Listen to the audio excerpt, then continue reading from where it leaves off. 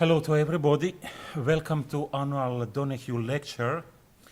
At the beginning, I would like invited Father Rector to give his welcome.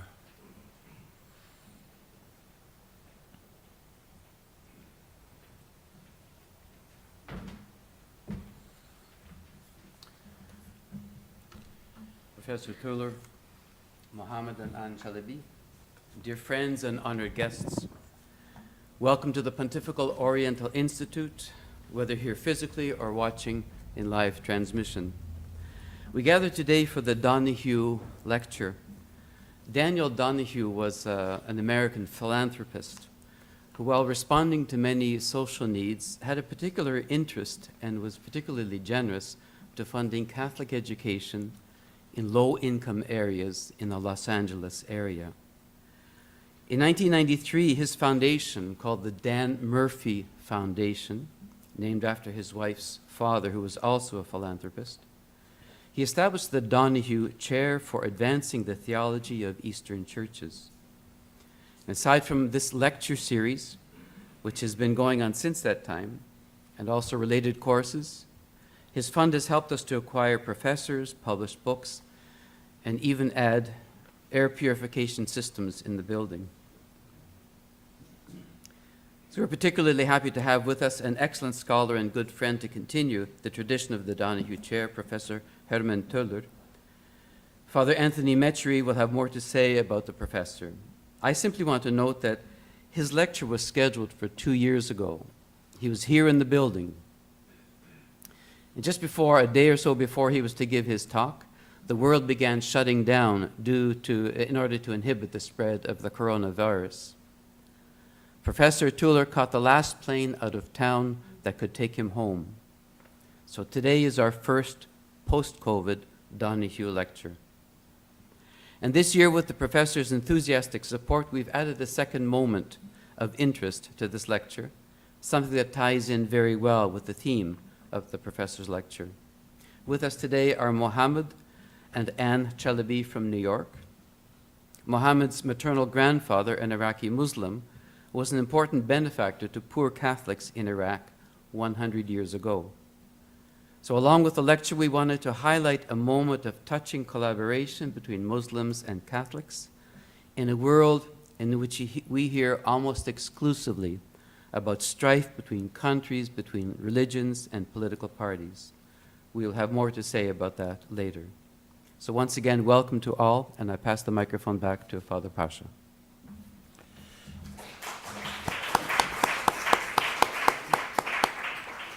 Thank you very much. I invited Father Mechery to introduce our speaker, Herman Tuller. Mechery, please take.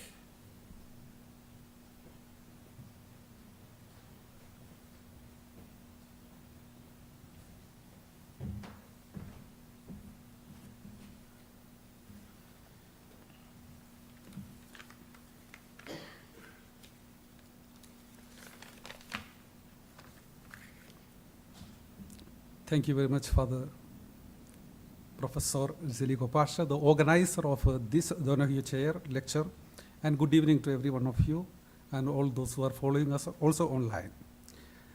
Professor Herman Toyle, formerly director of the Institute of Eastern Christian Studies at the Radboud University of Nijmegen in the Netherlands, is currently Professor Emeritus of Eastern Christian Studies at the universities of Nijmegen and at the Catholic University of Leuven, Belgium.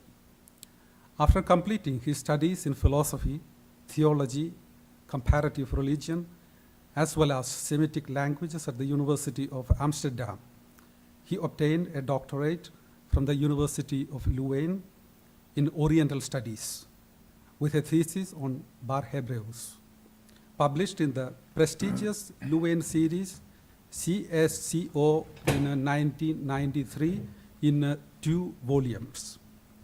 For some time, he was the advisor to the Commissioner General of Political Refugees in Brussels regarding Christians from the Middle East seeking political asylum.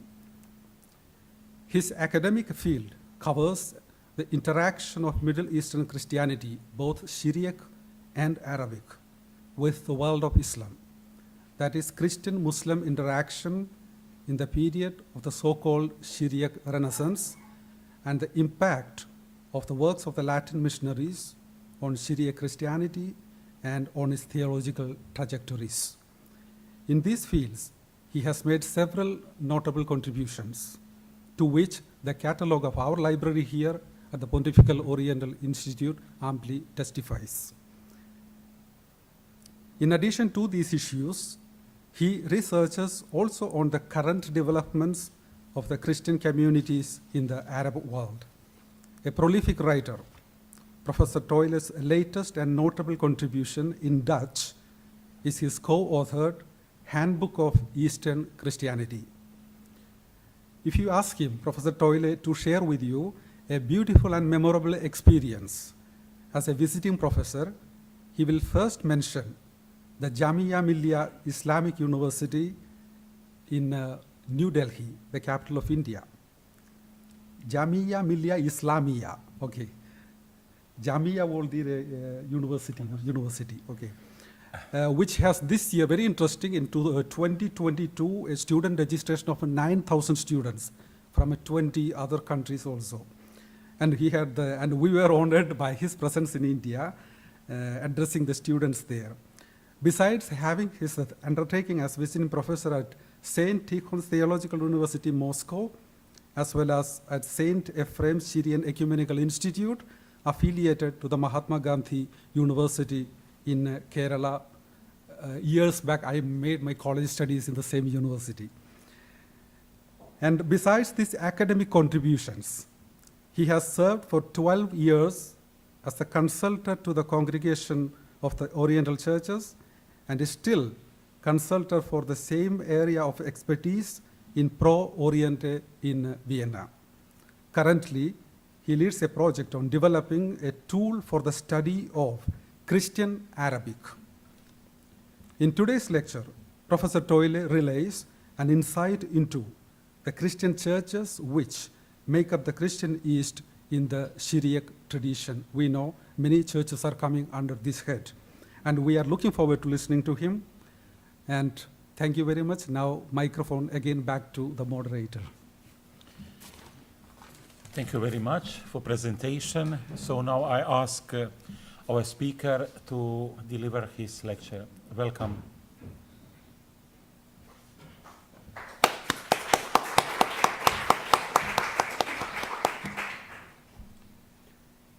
And to start a PowerPoint. Yeah, okay, well, that will do. Okay. So after 2 years, I'm happy to be here, and I really would like to thank Father Rector and also Father Anthony Mecheri for their very kind words of welcome. I really feel at home here at the Institute. So it's really a pleasure for me, not only an honor, but also a great pleasure to be here. I would like to reflect with you on the quest for identity by the Syriac Christians in the Middle East. And for those who are not familiar with these Syriac Christians, it's good to have a look at the survey on the screen. Yeah, it's there. It seems to me that some lessons can be learned from history. Some historical developments can function as a kind of a mirror for what is at stake today. A couple of years ago, I was in Kirkuk in Iraq. The bishop of the place, it was Mar Louis Sacco, before he was elected to become the patriarch of the Chaldeans, who distributed a small anthology of medieval Christian Arabic texts to the imams of the various mosques of his town. What he had in mind was to make them reflect on Christianity, on a Christian presence in Iraq. And it worked. The booklet sparked heavy discussions on what was going on the virtual disappearance of Christianity from Kirkuk, which once was a great city in the history of the Church of the East. In Syriac, it is called Kirkuk Karka de Beit Slok. and on the situation of the Christians in general in Iraq. I remember two things.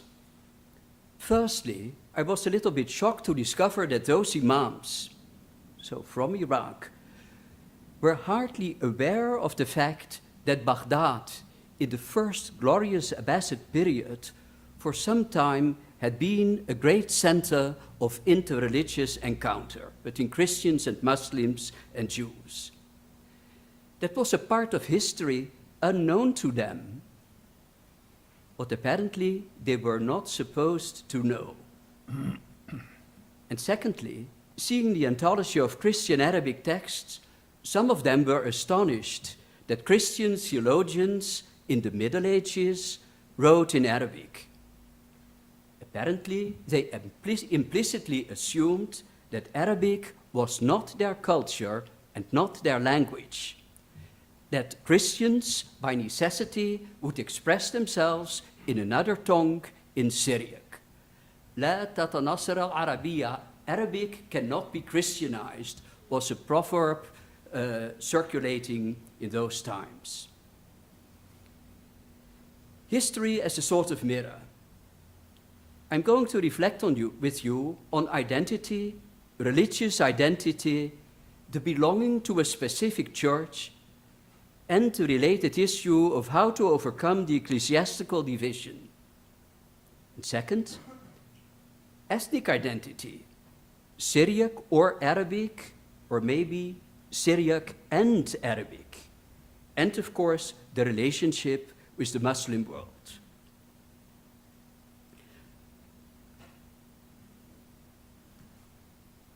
Well, it does not work.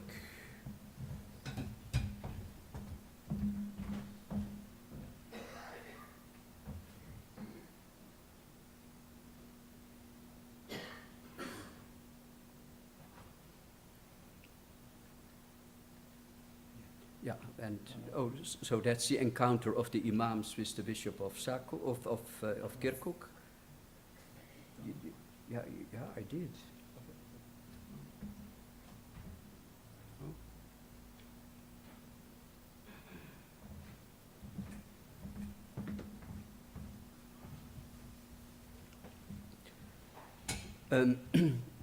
My starting point is a specific period in the history of the Syriac-speaking Christians where this issue played a prominent role. It is a period which only recently received systematic attention from the scholarly world. I'm alluding now at the so-called Syriac Renaissance.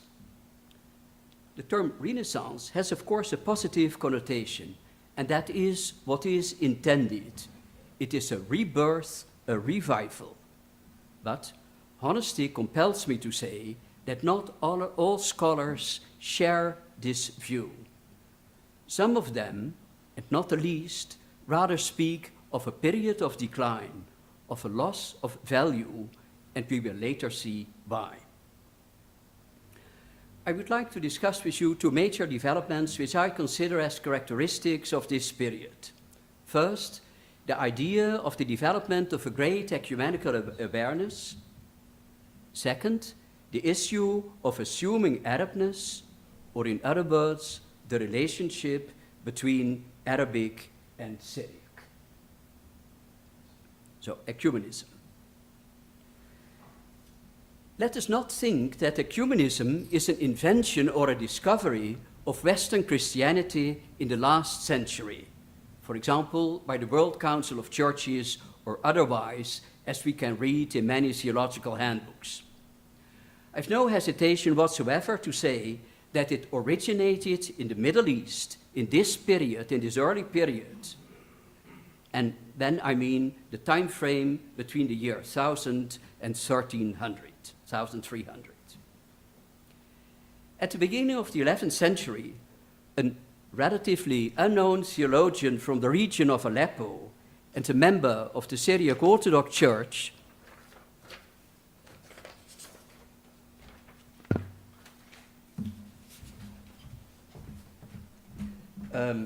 wrote a short treatise of about 10 pages, divided into two parts. written on ritual and on dogma. Concerning ritual, he said that the difference in ritual is no impediment for church unity or a reason to anathematize the other party. Well, for us, that seems obvious, but it was not so in that period where performing a specific ritual, the correct ritual, was seen as the expression of orthodoxy. For example, when you make the sign of the cross with one finger, it is an expression of your belief in miaphysitism, of the one nature of Jesus Christ. Concerning Christology, this theologian, and his name is Al-Arfadi, says, I quote, after carefully,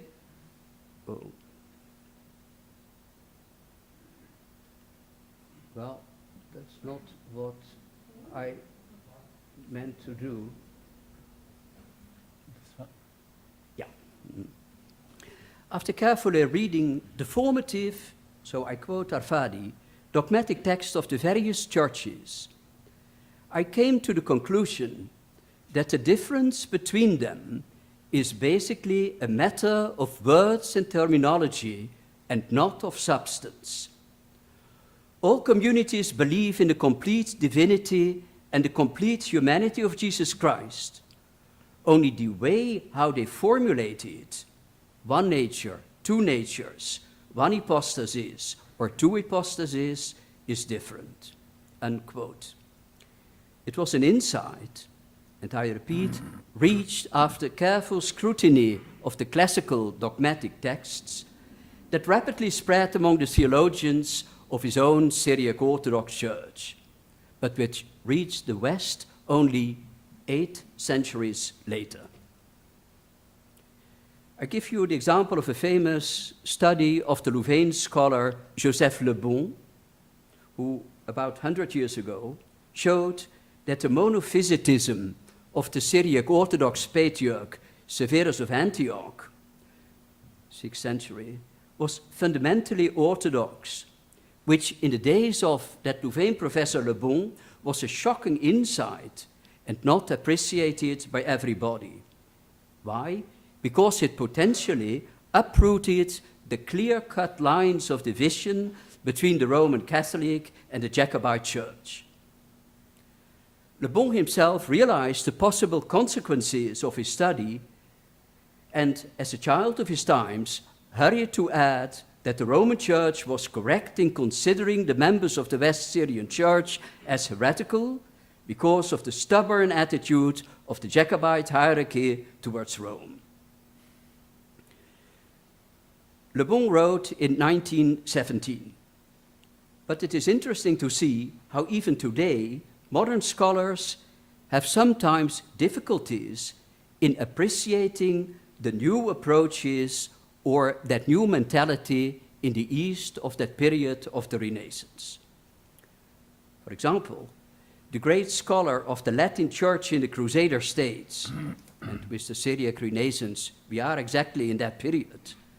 Professor Bernard Hamilton says of the Jacobite theologians of the 11th century, so of Al-Arfadi, that they were only poorly instructed in theological subtleties and were no longer holding the teachings which their churches officially professed.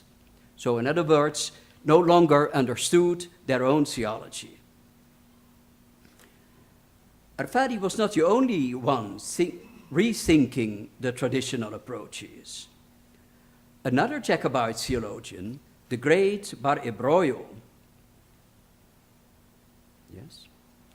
takes the decision to revise the traditional list of heresies as it circulated in his church, removing from this list the so-called Nestorians, the arch enemies of his church, the Byzantines and the Latins, of whom he says that the only difference with his own church was the filioque, but for him, this was not really an issue. A true God lover, he says in one of his poems, is not interested in Cyril or in Nestorius, but in Jesus Christ. But again, his ecumenism is not just an ironic idea based on goodwill, but on a close reading of the formative texts, which in his eyes have lost all of their relevance. In a somewhat different way, this insight was also shared by a number of theologians of the Nestorian Church of the East. The famous Barbriga, Metropolitan of Nisibis and a contemporary of Baribroyo, has a remarkable passage in his book of the Pearl, the Octava de Marganita, which is a popular compendium of Nestorian or East Syriac theology. And in this work he says that the Emperor Marcianus, that's the one who convened the Council of Chalcedon, and as you know, not recognized by the historians, was right with the Chalcedon definition of the hypostatic union, with accepting only one hypostasis, because he says, in Greek, the term hypostasis is not the same as the Greek pneuma. So pneuma is the Syriac word normally translated as hypostasis.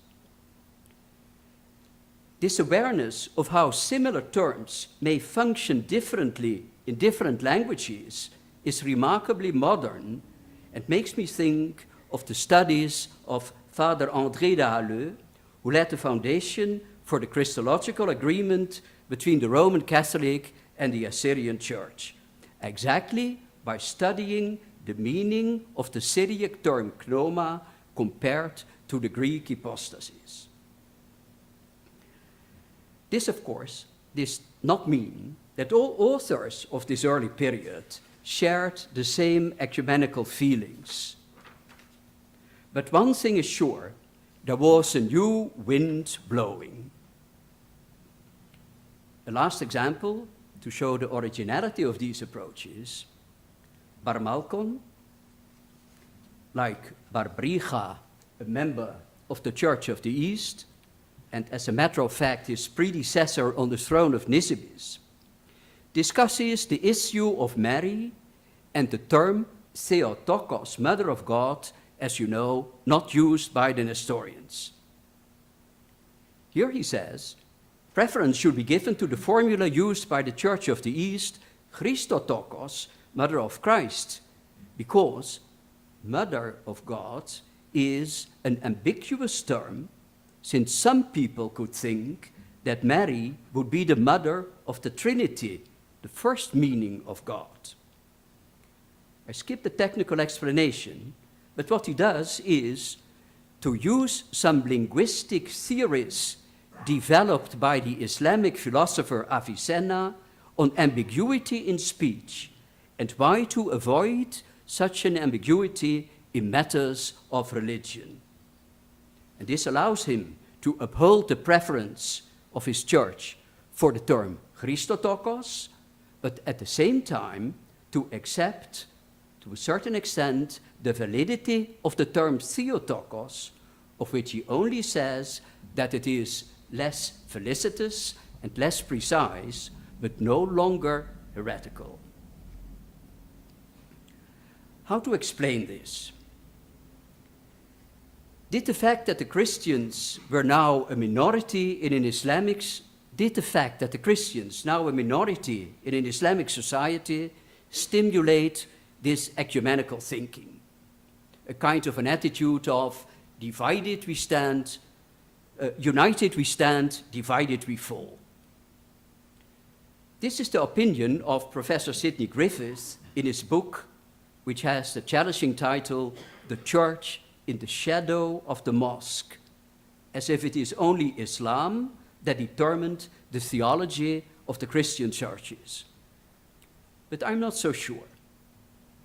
When you look at the context of these ecumenical writings, there is no allusion to Islam whatsoever. They are internal Christian ecclesiastical documents.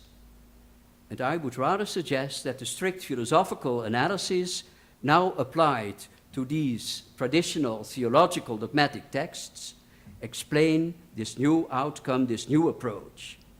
An approach may be learned from Muslim philosophers. And as I said, in the case of Bar Malkon, Avicennian influence is clear. In order to better appreciate the originality of this ecumenical approach, it is useful to compare it to contemporary Latin thinking. After all, it is in this period that with the Crusaders, Latin Christianity set foot on Arab soil and discovered a variety of Christian communities which so far had only been vague names known to them from handbooks. With regard to the Eastern Byzantines, or the Melkites in the region of Antioch, the situation was relatively clear. So short after the schism, the great schism of 1054, these Byzantine bishops had to be replaced, or at least to be marginalized. But towards the Oriental Christians, the Latins started a cautious policy of rapprochement. Latin missionaries, mainly Dominicans, contacted the Oriental church leaders, both East and West Syrians, with the implicit hope that they would follow the example of the Maronites, who in the 12th century, as you know, had accepted the authority of the Pope. And that is the beginning of a fascinating history of misunderstanding. The ecumenical openness as existing in the minds of the Orientals was interpreted by the European missionaries as an indication of their willingness to enter the Roman fold. An interesting example is that of the Jacobite patriarch Ignatius II, beginning 13th century.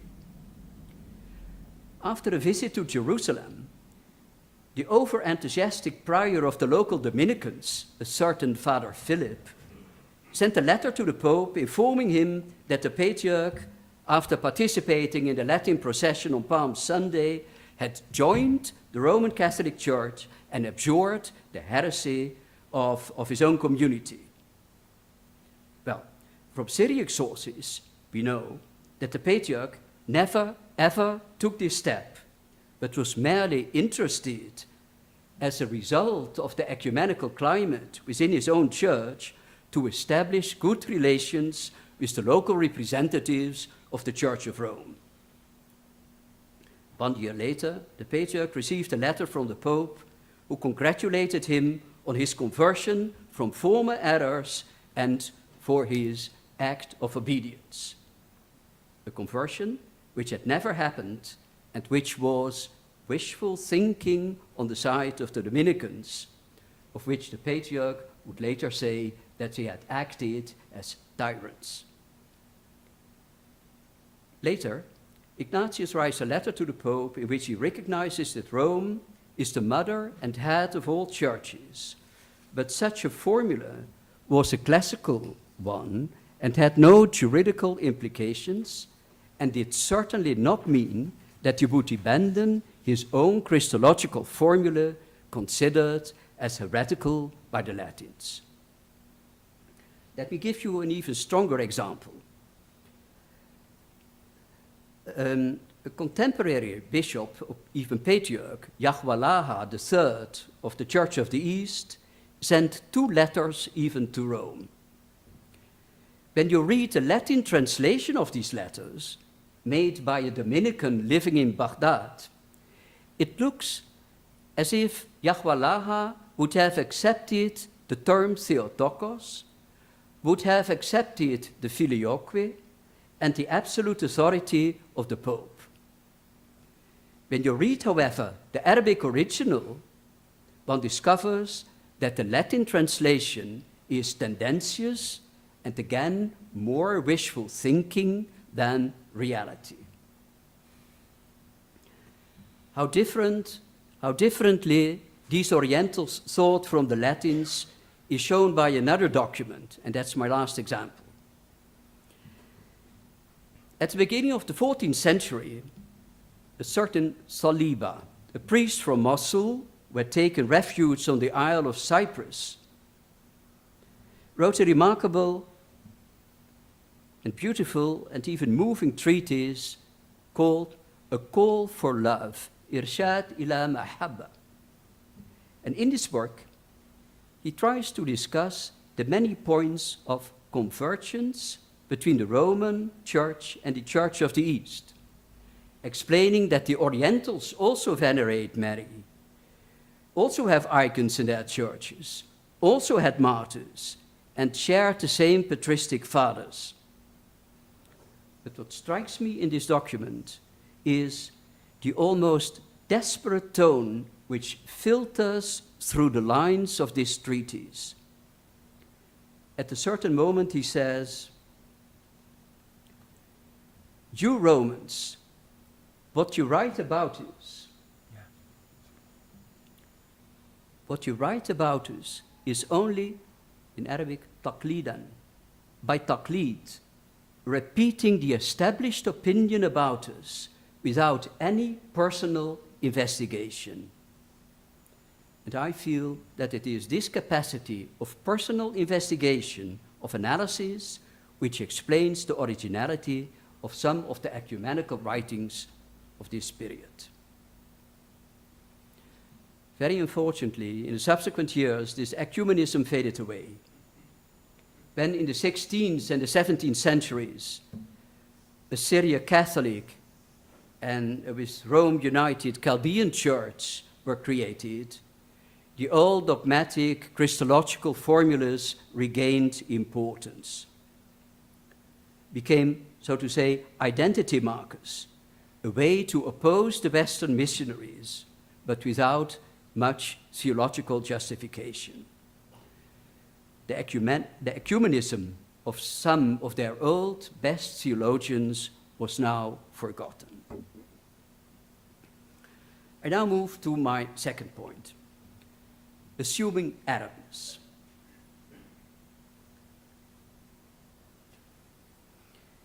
It seems a bit contradictory, but the Syriac Renaissance could never have happened if not by the acceptance or reception of Arab and Muslim culture. I would like to share with you a famous statement found in one of the chronicles of Gregory Barabrius. Here he writes, "We Syriac Christians, who in the times of old had been the teachers of the Muslims, we find ourselves now in a position that we have to learn wisdom or science from them." Unquote. There is, of course, a hint of bitterness in this statement, of someone who is looking back at the glorious past where the Christians of Baghdad transmitted Greek science and philosophy to the Muslims and were, in that sense, their teachers. But at the same time, it is also a lucid acceptance of the cultural reality of his days. He was aware that you could no longer develop yourself within an exclusively Christian intellectual universe. And at the end of the passage just quoted, the same Baribroio, who is the author of no less than 3 Syriac grammars, expresses his admiration for the beautiful and refined Arabic language, capable in his eyes of expressing all the subtleties of Aristotelian philosophy and of even improving them. In other words, Christians and Muslims now start sharing the same cultural space. Islamicate culture or a cultural Islam becomes attractive for the Christian intellectuals. An important name here is, I mention him again, is Ibn Sina or Avicenna. Part of his scientific and philosophical work is being translated into Syriac, and as I explained, it is his linguistic philosophy which allowed Bar Malkon to develop his new approach of the former Christological differences. Islamic literary patterns become normative in Christian circles. And a good example is a gospel lectionary which tries to imitate the special style of the Quran, which is a sort of rhymed and rhythmic prose known as sajja. This translation was made by Barbriga, already mentioned, whose first concern was to show that Christians are not inferior to the Muslims, not in the fields of science and culture, but also not when it comes to ecclesiastical matters. For example, he writes a book of canon law to show to the Islamic fuqaha, so jurisconsults, that canon law can handle the same delicate issues as Muslim religious law. In other words, the shared cultural space has led to a new dynamics within Christian literature and thinking. And now, one also understands that, as I said in my introduction, there are some scholars who do not see this period as a Renaissance period, but as a period of decline, because in their eyes it is a loss of traditional patterns, a betrayal of their own tradition. An example is the great French scholar Jean-Baptiste Chabot, and another scholar speaks of a pente décadente, a downward slope. So far, I mentioned the cultural world of Islam. Now, what about religion? In the first place, it has to be said that the authors who were happy to accept Islamic cultural influences were not afraid of criticizing Islam when necessary. For instance, the same Baribroyo in his chronicles gives many examples of persecution, especially in the region of Mosul and Irbil. And in his work, a theological work on incarnation, he gives a list of reasons why he cannot see Muhammad as a prophet. But there is more. By the end of his life, Barbrius composes in Syriac a sort of a spiritual work, written, as he says, for the people in the world, so secular or lay people. This in itself is already astonishing. Syriac literature is, of course, basically theological and spiritual, and for that reason, mainly intended for a monastic leadership. That he now thinks of lay people, I feel, is possibly another example of his Islamic environment, where there is no monastic or clerical class comparable to Christianity.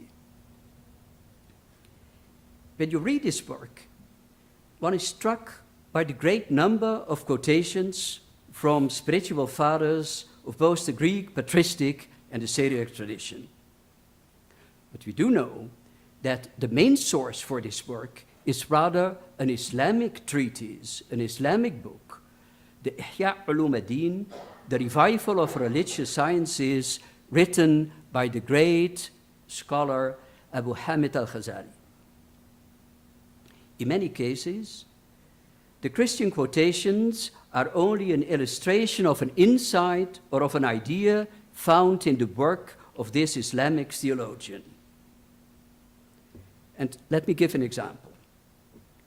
When he discusses the practice of fasting, he emphasizes its spiritual meaning, which is more than abstinence from food, but it is the eradication of bad thoughts and the building up of love for one's neighbor. And for such an idea, of course, he could have found lots of material within his own Christian tradition. But what he does is explaining this idea with the words of Ghazali. And I feel the step Baribroyo takes here is not to be underestimated. By doing so, he implicitly accepts the possibility of authentic religiosity within the tradition of Islam. About Ghazali, he says, this teacher of the Muslims is not concerned about outward rituals and ablution. Purity of the heart is what counts for him. and he expresses his admiration for Ghazali's radical career switch when he decided to give up his prestigious professorship at the Nizamiya University in Baghdad in order to lead a more spiritual and even monastic life. So no wonder that at a certain moment, the works of Baribrius, in their turn, were appreciated by Islamic scholars.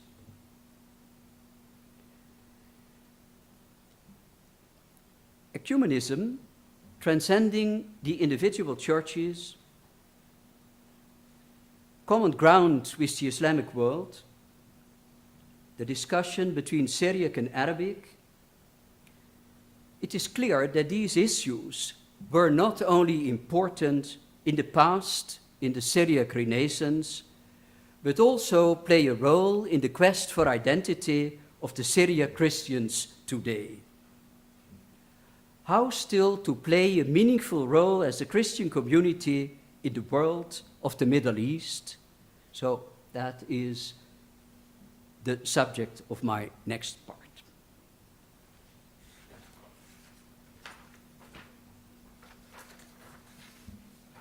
Ecumenism is the first issue again. At first sight, it looks as if the intuition of Arfadi and others is today commonly accepted, not only by the Oriental theologians, but also by the churches of the West.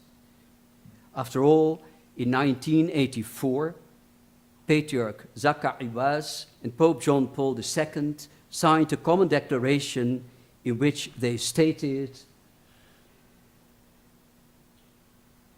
that, I quote, "We realize today that the confusions that occurred between our churches in no way affect or touch the substance of faith, since these confusions arose only because of differences in terminology and culture and in the various formulae adopted by different theological schools to express the same matter," unquote.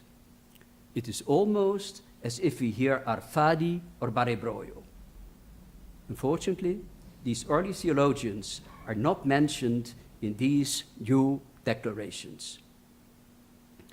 10 years later, a similar agreement was signed between Mardenha, the patriarch of the Assyrian Church of the East, and again Pope John Paul II. In this text, they emphasize the validity and equality of both the terms Theotokos and Christotokos, leaving aside the delicate subject of hypostasis. The intention is clearly to overcome the prejudices of the past, and both declarations are considered as further steps for further consultations on sacraments, on ecclesiology, and so forth. And the last consultation took place here in Rome some time ago. But an important question, of course, is how beautiful and important this may be. What does it mean on the ground in the Middle East itself? Firstly, there is the reality that the Church of the East is still not an official member of the Middle East Council of Churches because of its presumed adoption of the Nestorian heresy. So the old mentality has not entirely disappeared. Despite forms of cooperations which are to be acknowledged, we also have to recognize the reality that the traditional tensions have not yet disappeared. Recently, a former student of Pio was elected Patriarch of the Assyrian Church of the East, Mar Awa III. When 5 years ago his predecessor, Margivargis, was elected, some initiatives at closer cooperation were taken by the Chaldean Patriarch. These triggered, however, a strong reaction on the side of the members of the Assyrian Synod. And in a more or less official document, it was stated that the Assyrian Church considers itself as having, I quote, the sole prerogative of protecting and continuing the ancient traditions of the fathers, unquote, in the fields of liturgy, spirituality, and church organizations. This is a very strong-worded document which expresses a certain fear that liturgical reforms, as initiated by the Chaldean Church, would also spread to the Assyrians. The document even speaks of modernist ideas and calls upon the Chaldeans to return to the genuine Oriental tradition expressed in the first place in Syriac, and apparently not in Arabic, I come back to this, and should not limit itself to just paying lip service to the Oriental tradition by preserving some superficial Oriental features. The document even says, what can you expect from a bridled patriarchate? It is an example that on the ground, a lot of work still has to be done in the ecumenical field, despite all the beautiful declarations at the highest level. How is this perceived by the common believers? I feel there is a strong resentment about the incapacity of church leaders to overcome the traditional dissensions. In the eyes of a number of observers, this weakens the position of the Christians in the Middle East, unable to speak with one voice to defend the interests of the Christians in a period of dwindling numbers due to the massive emigration. And this resentment has led to a new, unexpected development aimed at bringing unity among the Syriac churches of the Middle East, between those Christians who, as on slide 1, are in one way or another committed to the Syriac tradition. In order to understand what is happening, I have to go a few steps back in history. By the end of the 19th century, the members of the Church of the East started to think of themselves as the Christian successors of the ancient pre-Christian Assyrian civilization. This is partly due to the systematic excavations carried out in this period by British archaeologists, bringing the Assyrian civilization to the attention of a larger public. In earlier times, the Church of the East had already used the term Assyrians, Atorae, but then it only meant the people of Ator, that is the region around Mosul. So, a firstly neutral geographical designation, Atorae, now receives a new meaning full of consequences.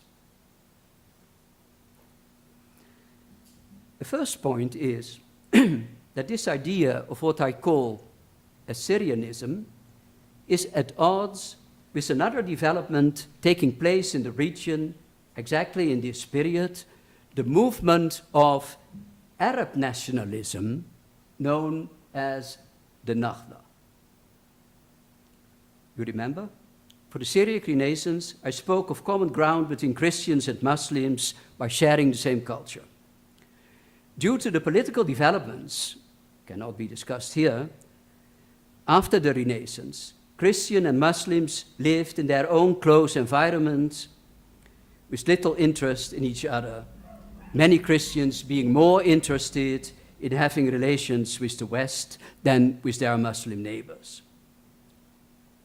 With the Nahdha, which can be considered as a kind of a reaction to the domination of the Ottomans, Christians and Muslims found each other back, rediscovered each other in their love for the Arabic language.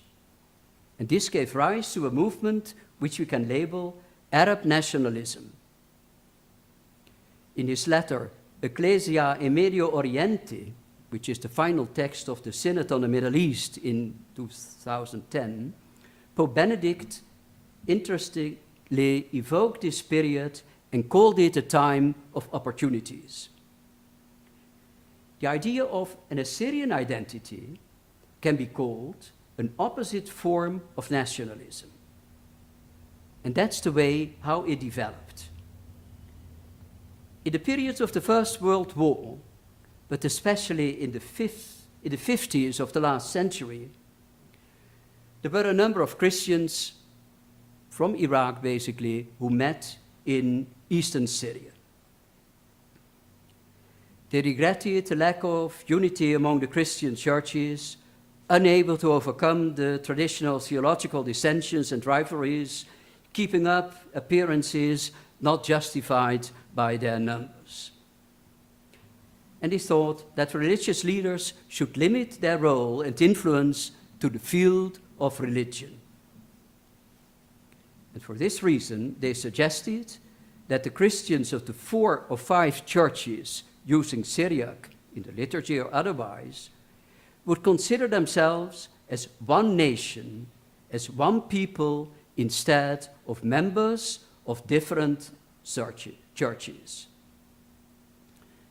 So what they do is, they suggested an ethnic definition of the Christians in the Middle East, an ethnic community based on the Syriac language. So, and it goes, of course, against the idea of the Nahda. Unfortunately, the common ethnic label chosen by these Christians was Assyrian, which, as we have seen, was already used by one of these churches, the Assyrian Church of the East. But apart from a discussion about the suitability of this new name, the idea itself appealed to many Christians, not only in the Middle East itself, but also, and maybe especially, in the diaspora. In Iraq, it led to the creation of the Zaw'a Demokrataya Atoraya, the Assyrian Democratic Movement, which you could consider as the first Syriac Christian political party in the Middle East. So important, from now on, Syriac Christianity receives a visibility not only at the level of the individual churches, but through the medium of a political movement based on ethnicity. You can imagine that there was a strong opposition on the side of the ecclesiastical leaders. Some voices would say they feared loss of influence, but I feel there was more at stake. Before discussing this, we must acknowledge that initially the Zaw'a was relatively successful. And for example, Kurdistan, after the First Gulf War, received a certain form of autonomy which was recognized by the international community. They were in a position to organize their own political life. And for the Christians, the good result was that now they were heavily rewarded for their participation in the struggle against Saddam. I have to omit the details, but since 1991, the autonomous Kurdish government has always had one or more Christian ministers, and the Kurdish parliament has a fixed number of representatives, now 6 on a total of 111, which is far more than the number of Christians would justify. So Christians are generously represented on the political level. And when in 2003 the regime of Saddam Hussein collapsed, Zaw'a shifted its focus from Kurdistan towards central Iraq to Baghdad and was actively involved in the discussion on the place of the Christians in the new constitution. And in the federal parliament too, there is a fixed number of Christian seats. Now, 2 questions. First, did this new development put an end to the rivalry among the Christians? And second, what is the true reason behind the opposition on the side of the Christian leaders, or of some of them at least? Unity. Here we have to flatly recognize that instead of unity, this political involvement has led to even more and greater divisions than those between the churches. Some objected to the term Assyrian, arguing that it was a label once exclusively used by the Church of the East, and therefore unacceptable to the Chaldeans. So a new compromise name had to be invented, with the result that next to that first party, Zoa, a number of other Christian political parties were created, bitterly struggling with each other, to the extent even that one Chaldean bishop at a certain moment spoke of an incompetent class of Christian politicians. One thing is clear: the idea of bringing unity on the basis of an ethnic definition utterly failed and created even more and new divisions. Second point, the reason behind the opposition by the church leaders, this severe loss of influence. Well, that would be strange, because many Christian religious leaders really promote the idea of a civil society with separation between the political and the religious field. So, from this perspective, this secular or lay political movement should be acceptable in their eyes. But there is more. The objective of these Christian political parties is to obtain some minority rights, which means the recognition of the Syriac language and of the Syriac culture. And that, of course, is a good initiative. As a professor of Syriac, I cannot be against it. But some parties go a step further and even claim a form of autonomy, political autonomy, for the Syriac or Assyrian Christians, situated in the region, in the plain of Nineveh around Mosul. But here we meet a strong opposition on the side of the Chaldean church. Remember, I started my talk with the story of the booklet distributed among the imams of Kirkuk. The astonishment of those imams that Christians wrote theology in Arabic. And as a matter of fact, one of the choices made by the Chaldeans when the kingdom of Iraq was created in the 30s was to integrate as much as possible into the new state. The Chaldeans refused to claim special rights and wanted to be seen as normal citizens. In other words, common ground with the general Iraqi population was the main issue. And this implied two things. Firstly, the center of the Chaldean church moved from the north to Baghdad, the political and economic capital. And second, they adopted in a growing way the Arabic language, even partly in the liturgy. And the justification for this step was that the majority of the Christians, certainly in Baghdad, expressed themselves in the Arabic, in the first place in Arabic, and that many of them no longer know Sureth, the language, the Syriac language spoken in the north. So the claim of creating an autonomous region in the plain of Nineveh based on an Assyrian, but certainly not Arabic identity, goes against the fundamental intuition developed since the creation of the state of Iraq, against the idea of creating common ground. And there is a supplementary reason for their opposition. Those who wish this form of autonomy also claim that this Assyrian entity should be entitled to protection by the international community. The Chaldeans say this would mean a return to the period when the Middle Eastern Christians relied on foreign help, were more Western oriental than interested in interacting with their neighbors. And in this respect, I would like to quote a lucid remark made by no one else than the Sheikh al-Azhar in Cairo in March a couple of years ago, 2017, during the visit of Pope Francis to Egypt. The Sheikh denounced,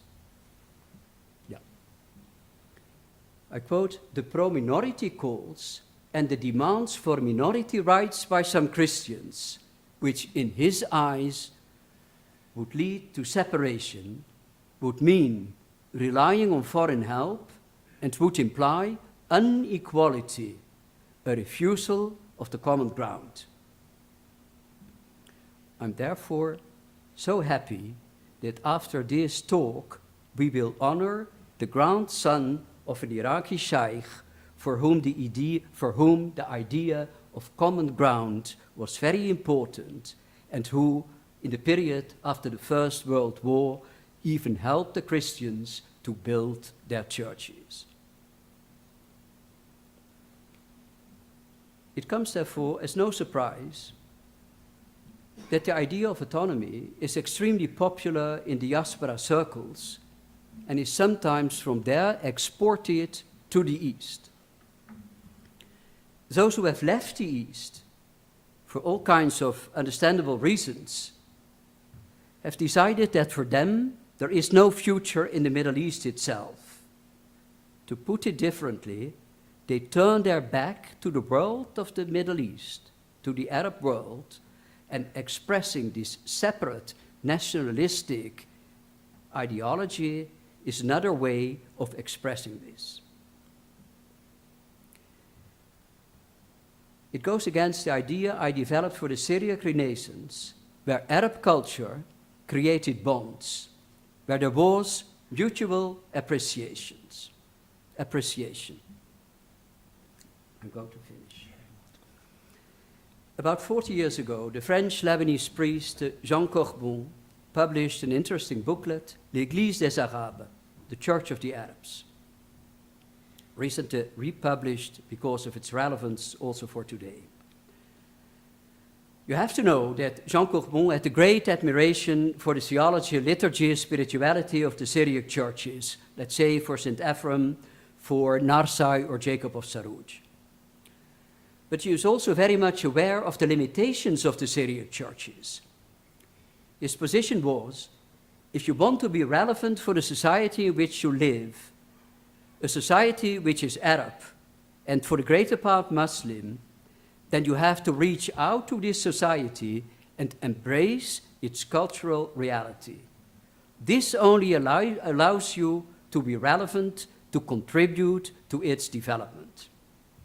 Otherwise, you live in a ghetto, spiritual and intellectual, or political, as in the case of those political parties in Iraq.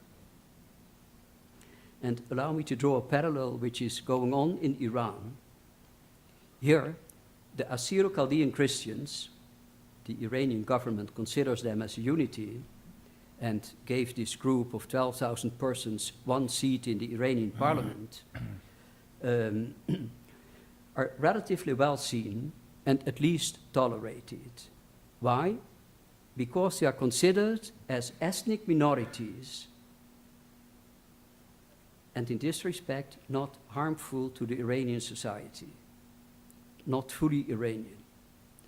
The Protestant communities, however, there, who adopt an Iranian profile, translated the Bible in Iranian, are considered as extremely dangerous because their message might spread to the Muslim population and for that reason are to be persecuted.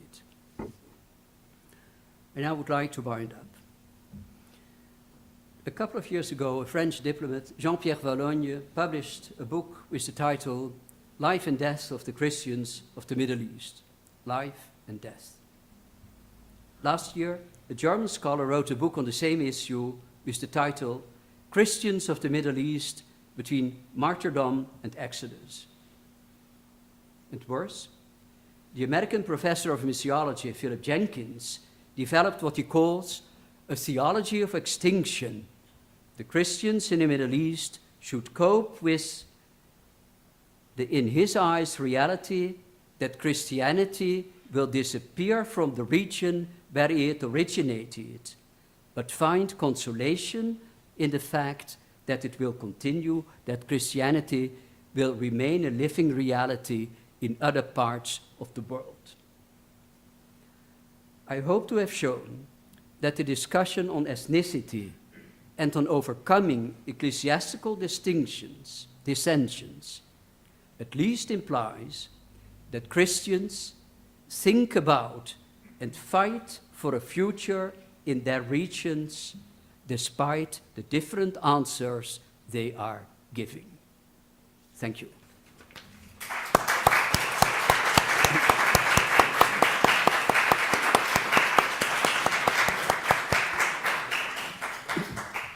Professor Tolle, thank you very much for this talk.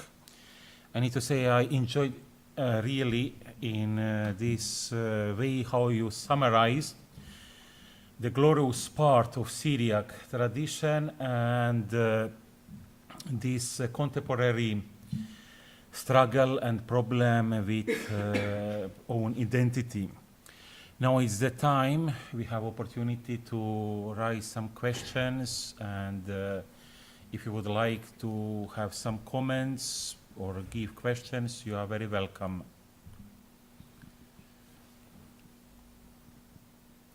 Maybe when we are waiting some questions, I would like just ask, according to you, what is the reason that in past, in 11th, 12th century, 13th century, so Syria Christians, they find, they discover this Renaissance, so they find themselves in Arabic environment welcome, so they discovered also Arabic language, and in contemporary period, in 19th century, now we have this kind of struggle that there is problem to return only on Syriac, to return in ghetto.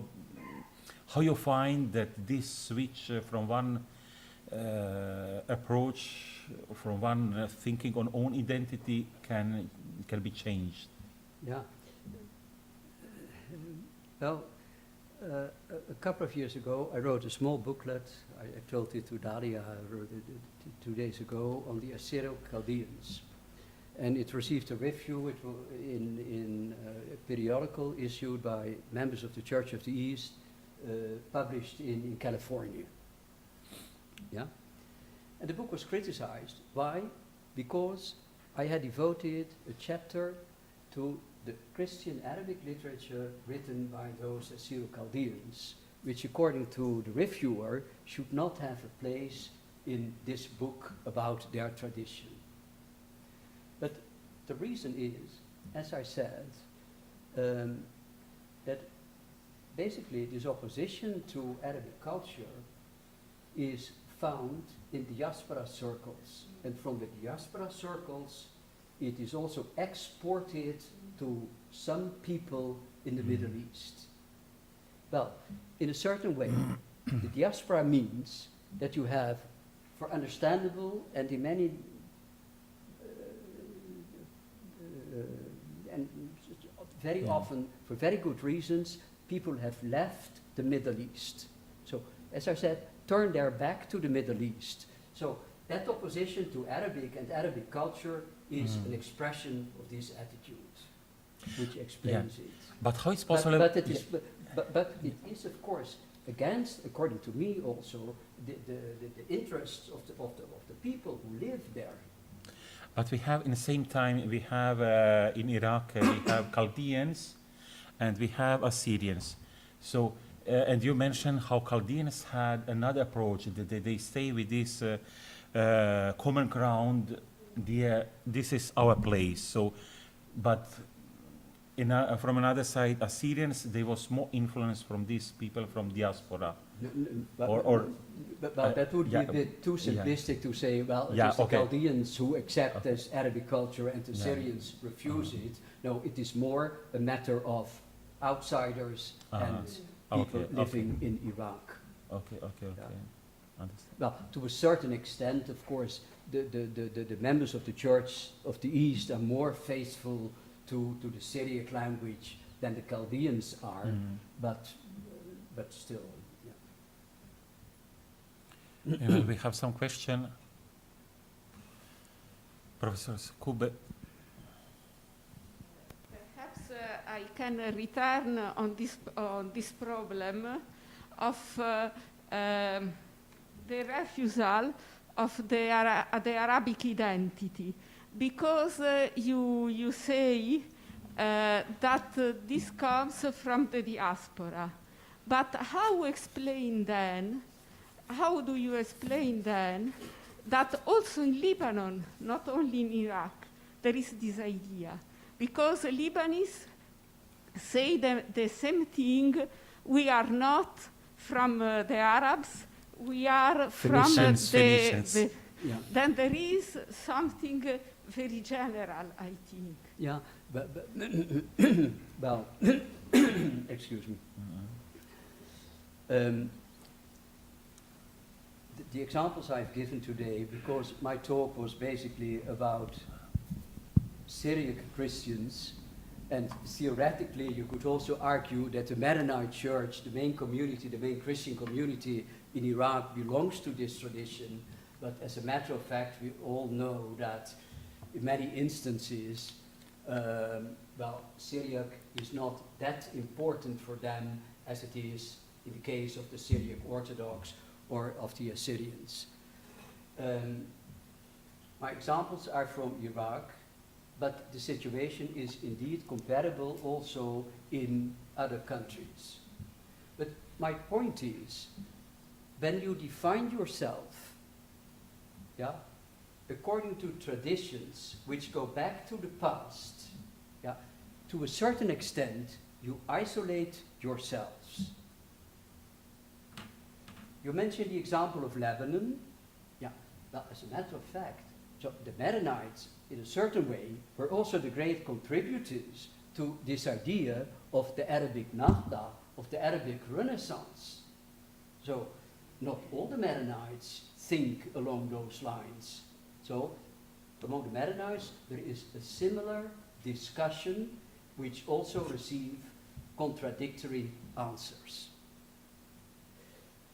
To give another example, when we go to Turkey, yeah, well, it is almost unthinkable for certain Christians living in the Tur Abdin region, so in eastern Turkey, to have the liturgy celebrated in the Turkish language. Yeah. But Christianity is defined in Turkey as Greek Orthodox, Syriac Orthodox, Armenian Orthodox. And my question is, where are the Turkish Orthodox? Well, there were some, but I mean, so they are considered as foreigners, foreign to the Turkish society. So then there are some insignificant minority, and you can give them some subsidies, but they do not play a role in the political life or in the cultural life at all. Fortunately, in Turkey, there are also some better developments, but it's just to give an example of this problem of identity. Question? Thank you very much. Yeah. Sorry. Thank you very much. This was very rich for me. I'd like to make 2 points and then ask a very naive question. The first point is that anthropology says the deepest memory is ethnic memory. Then when you find a community under threat, for whatever reasons, a community, a neighborhood, a nation will go back in its ethnic memory to find its reason for being. The second point is that that's not always a negative move, that you can go back and find your identity in order to reconcile or overcome the conflicts of the current moment and not to retreat and create greater animosities. So the naive question then is this not a failure of the church to preach intelligently beyond the divisions and the wounds that hurt us, that we carry as a people or as a culture or as a sub-community? Is there not a failure of the church to say, this is the issue, but this is where we must go? Well, what you mentioned about ethnic identity and that it is the profoundest feeling of who you are. When I said, there is of course, I hope that it was clear, not an opposition between accepting also to a certain extent an Arabic identity. It does not mean that you have to forget about your past, but to a certain extent you have to relativize it in order to reach out, to get out from the ghetto. That's the only thing I meant. Yeah? And about your naive question, well, it's not that naive. Otherwise you would not have asked it.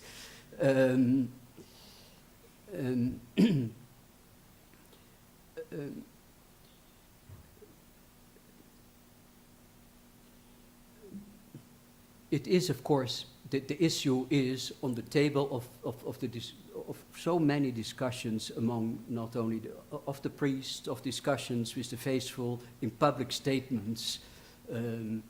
So it is not something which is ignored or passed over.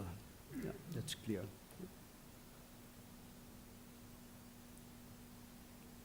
Another question?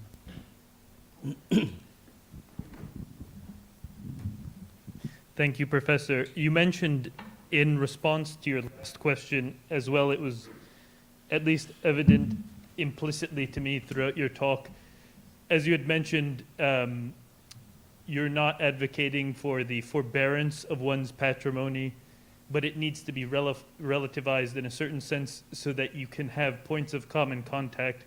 How would that look practically and actually to these communities of the Middle East, such as the Syriacs and the Maronites? What are the practical, political, and social implications of this relativizing of their own traditions and patrimonies?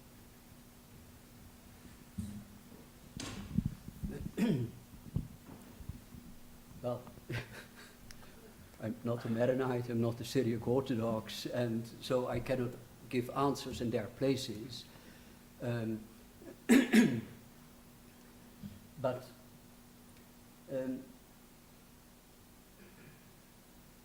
I feel, so from the political point of view, there is a kind of a fanatism in advocating those minority rights. Yeah? And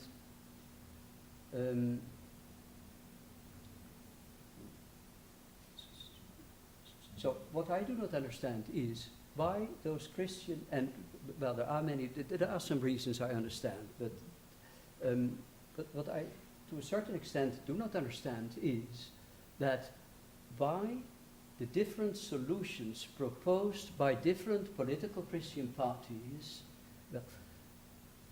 have to be different. Why are they incapable of reaching a form of unity? Then they would be a true partner to the opposite views. You see, as I said, how many maybe Dalia knows, how many Christian political parties participated in the last Iraqi elections? It is about 12. 12. And, yeah, why?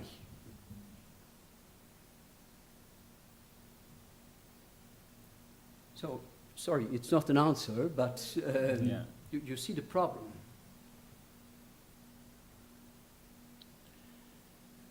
And where is the role of the church or church people in this? They try to make unity, or yeah, of they course. yeah. But the church. So there are several churches. So that Okay. is a little bit complicated. But one of the great difficulties is that because of the political system in Iraq, but now Yeah. it's a bit pity that we are only talking about Iraq, that some of the Christian political parties are being instrumentalized by some Islamic parties. Yeah, so they are nominal Christian parties, and yeah, so for that reason, I fully understand the opposition, the ecclesiastical opposition, the opposition of the church leaders to this kind of developments.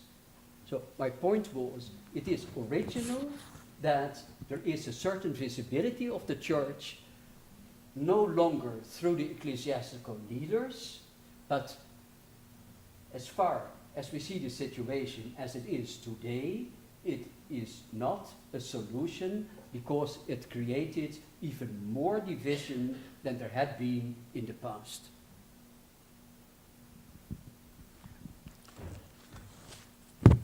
Thank you very much. It's very interesting and thought-provoking.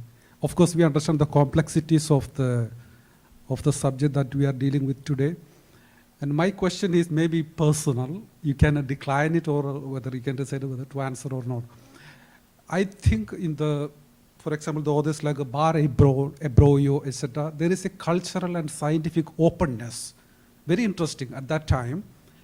And I'm asking you whether by studying or seeing these sources, whether you have been somehow influenced to this level of cultural or the possibility of that kind of openness, of a kind of symbiosis, even in our time. That's a personal question, whether you have been influenced by the authors like Bar Ebroyon, etc., who have given a kind of a scientific openness. They have given very specifically, as you quoted some of the words, very, very explicit reference to the scientific openness and the cultural openness. Maybe a question of survival in that context of the Islam.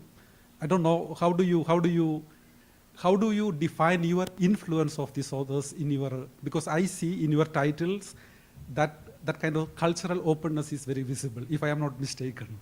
Well, of course, when I started to study the work of Baribrius, and it was, as you mentioned in your introduction, the subject of my doctorate, and after that I did more work on Baribroyo. Well, in the course of time, I became very much aware that what he did, to a certain extent, and that's also the gist of my talk of today, remains relevant for what is at stake today for the Christians in the Middle East. Yeah? And let me give you an example how difficult and how delicate it sometimes is. A good friend of mine was the Syriac Orthodox bishop, who was the first Syriac Orthodox bishop in Europe. It was Mar Julius Cici. Well, he created a publishing company, a publishing house for publishing Syriac books. And he baptized it after the person of Baribroyo. Yeah? And he invited me at the opening of the publishing company to give a talk on Baribroyo as an outsider, talking about such a great scholar of his own tradition to the youngsters, etc. But then, so when we were talking and I spoke about Al-Ghazali, etc., he said to me, well, but please do not mention this to my people.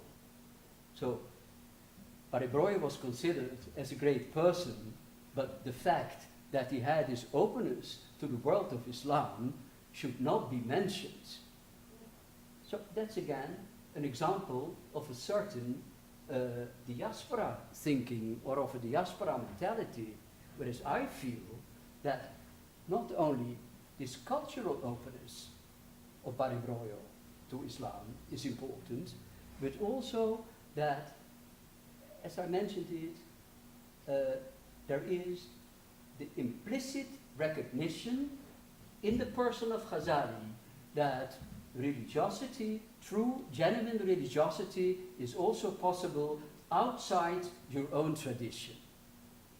And that is what is, according to me, interesting in the work of Baribroyo, and why he can be a model for today. Mm-hmm.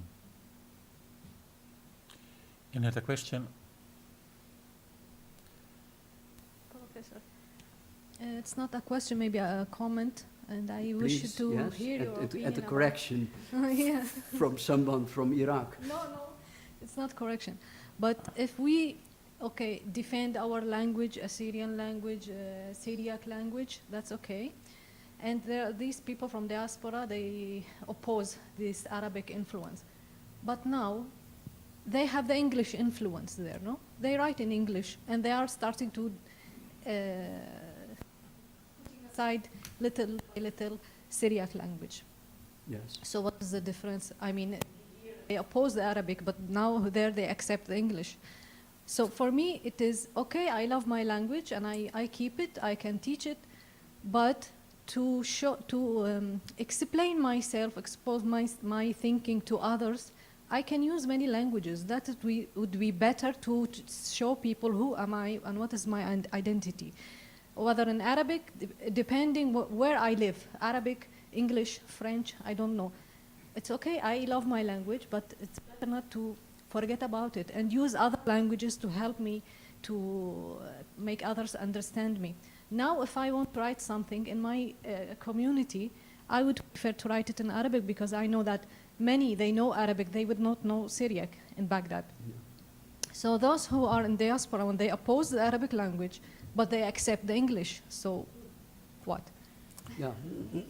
Yeah, it's true. So it's basically, it's a matter of that everybody has not only one identity, but there are shared identities. And yeah, that's obvious for me. Yes, I agree with you. Thank you.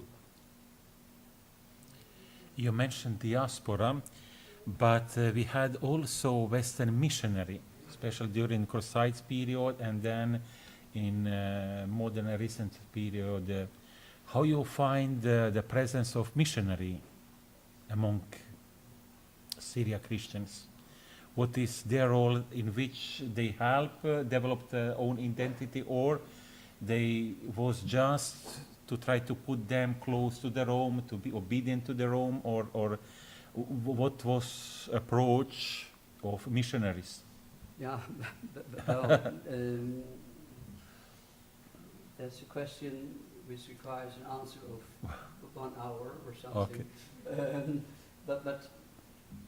Well, as I said, in the Crusader period, that is really a history of misunderstanding, that the Latin missionaries, I'm really convinced of that, yeah, did not understand the writings published, written, made by Middle Eastern theologians.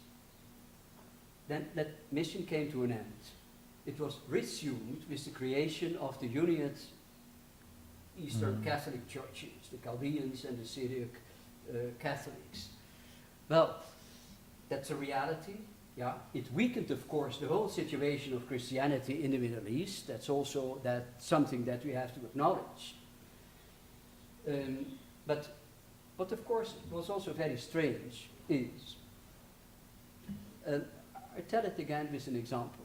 A couple of years ago, I was working in libraries in the Kurdistan region in northern Iraq. There I found a book with a strange title, the Kitab al-Maghnatis. It was in Arabic, the Book of the Magnet. And it was a strange title for me, and I did not, it was difficult to read, so the manuscript was a little bit damaged. So I put it aside. But the next day, I went to another library, to two libraries, and there I noticed that the same book was preserved in the library in 2 or in 4 copies. So I realized it might have been an important book, so I made copies of that. And at home, I started to study of it. Kitab, the Book of the Magnet. Well, what does it mean? So it was on page 53 or something, where it was explained, where the title was explained. As Saint Birgitta of Sweden says, yeah, so very funny to read that in Arabic, and there is also a Syriac version of this book. So what the later Latin missionaries did was translating into Arabic, the Jesuits did it, and into Syriac, Western spiritual, historical, theological literature which circulated among those Christians, which of course drove apart the Orthodox communities and the communities that united with Rome. So that's a little bit an answer Okay. to your question about the missionaries, Interesting. but there is more to say, Yeah, of course. Yeah. Okay. Any other question?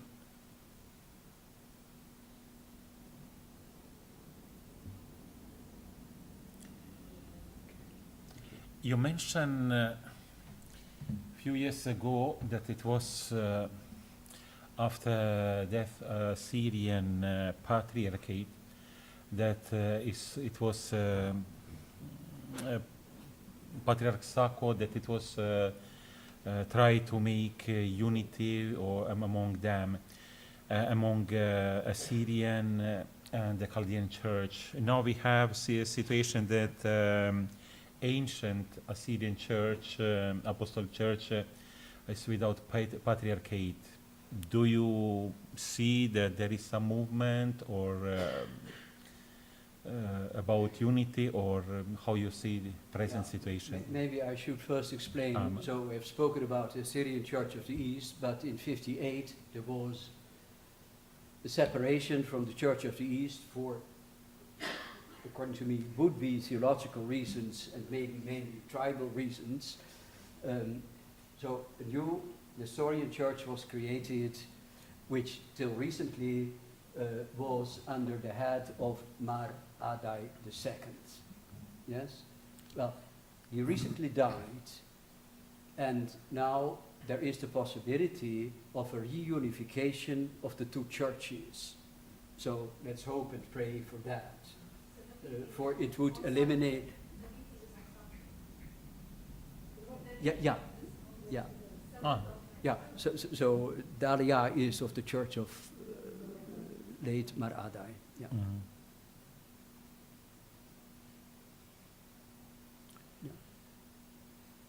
Any other question?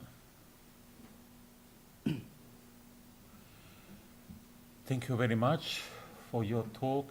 I don't know, would you like to say something, add something more of all No, this? I think it's, Thank you very much for your talk, for your answers, and it was really nice to have you here. Thank you very much.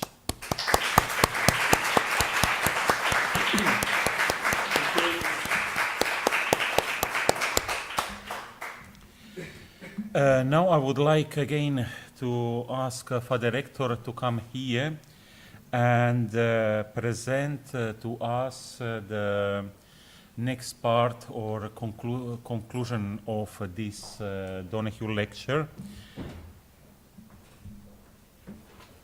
Okay. Thank you. This is a pleasant story, but it started strangely. About a year ago, I received a strange and yet interesting email from some guy in New York. That guy is Mohammed Chalabi. He was having trouble getting through to the Vatican archives on a question of his grandfather, who had received a papal award 100 years ago. I hadn't mentioned to you this before, but even the rector of the Orientale has trouble getting through to the Vatican archives. As his father was Iraqi, his grandfather was Iraqi, he thought that maybe an institute called the Orientale could help. Since Father George Royson visits the archives regularly, I asked if he could look into this matter. And George discovered that Muhammad was right. There were documents on file detailing the case of his grandfather and the reasons for bestowing the papal honor to Muhammad's maternal Muslim grandfather, including a copy of the original parchment. And Father Royson rightly thought that this was an event worth re-celebrating today, even if 100 years later. It was George's idea to prepare the documents in a presentation format, to invite the Chalabi here to the Donohue lecture, and in this very context, to bring life to a past moment of thoughtfulness that gave life to many. So I'd like to invite Father Royson to come and explain the value, the significance of this honor.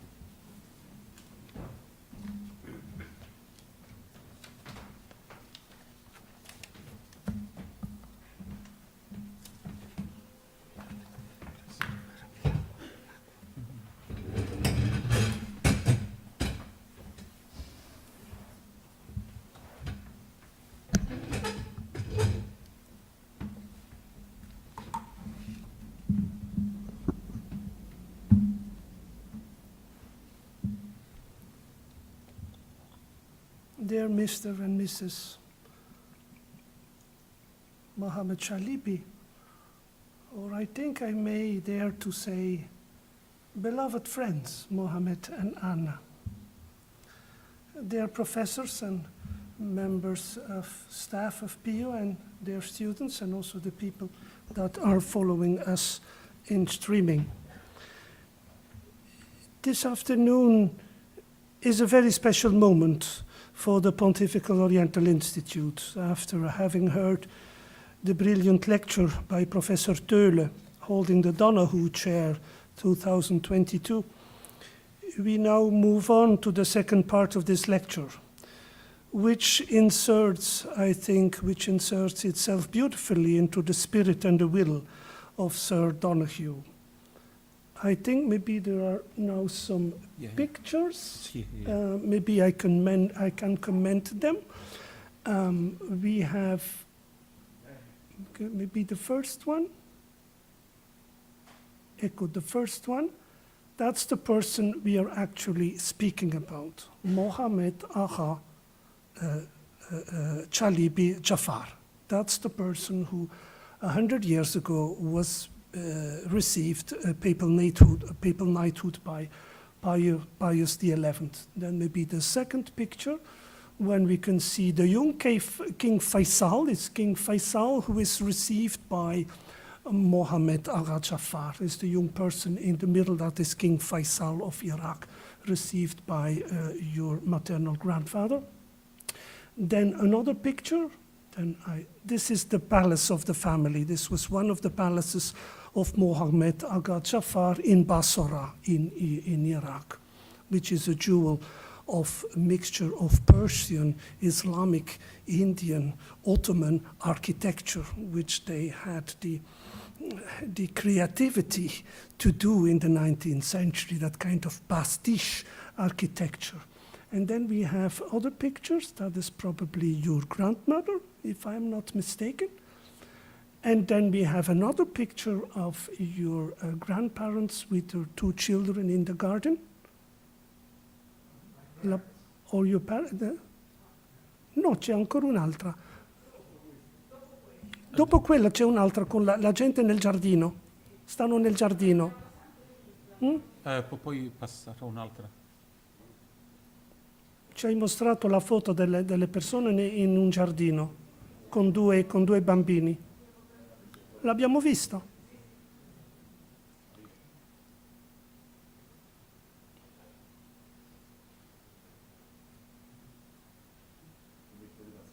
Okay. So today, so what we are doing now this afternoon inserts itself beautifully into the spirit of the Sir Donohue lecture. They would certainly not have been contrary to the present-day laudatio of Agha Chalibi Mohammed Jafar, upon whom was bestowed, as I already said, by Pope Pius XI, the equestrian order, or a papal knighthood, of the Ordine Piano, almost 100 years ago, to be exact, on the 28th of December 1927. 1927, the Pontifical Oriental Institute was by then just entrusted by the same Pontiff, Pius XI, to the Society of Jesus, or the Jesuits, or the Companions of Jesus, as we saw this morning the tomb of our founder in the Jesuit Church. And today we recall this, that is what it means to be a companion of Jesus. This is, as everyone knows, is to be, first of all, a disciple of Jesus, that is baptized in the name of the Father and the Son and the Holy Spirit. But as the Second Vatican Council teaches us in its declaration Nostra Aetate on the relationship with other non-Christian religions, we can and must also look beyond our own secure church frontiers and recognize the just of other confessions, just as Professor Töhle reminded us that Bar Hebreo also say that religiosity can be lived out without, beyond, not without, but beyond a proper religious affiliation. So this is what the Nostra Aetate recalls, to look beyond our own church frontiers and recognize the just of other confessions. And that is exactly what Aga Chalebi Mohammed Jafar was back in his days, and that is a just in the face of God. And this is what Pope Pius XI acknowledged also back in 1927. And that is exactly what we are commemorating this evening at the Pontifical Oriental Institute. Before I draw on the importance of this papal knighthood of the Ordine Piano bestowed on your noble and beloved ancestor Aga Chalebi Mohammed Jafar, let me go back to some teachings of this already mentioned conciliar declaration Nostra Aetate of the 28th of October 1965. That draws, as already said, on the relationship between the Catholic Church and the other non-Christian religions. And perhaps the most beautiful and moving passage of this declaration is the following, and I quote, "From ancient times down to the present, there is found among various peoples a certain perception of that hidden power which hovers over the course of things and over the events of human history. At times, some indeed have come to the recognition of a supreme being or even of a father. This perception and recognition penetrates their lives with a profound religious sense." Further, the declaration states, "The Catholic Church rejects nothing that is true and holy in these religions. She regards with sincere reverence those ways of conduct and of life, those precepts and teachings which, though differing in many aspects from the one she holds and sets forth, nonetheless often reflect a ray of that truth which enlightens all men. Indeed, she proclaims and ever must proclaim Christ, the way, the truth, and the life, in whom man may find the fullness of religious life, in whom God has reconciled all things to himself. The Church, therefore, exhorts her sons that through dialogue and collaboration with the followers of other religions, carried out with prudence and love, and in witness to the Christian faith and life, they recognize and preserve and promote good things, spiritual and moral, as well as the social cultural values found among these men." End of quotation. Have we not here the portrait of Aga Chalebi Mohammed Jafar, a Muslim by religion and culture, but a man sensitive to what is true and holy in the Christian Catholic religion?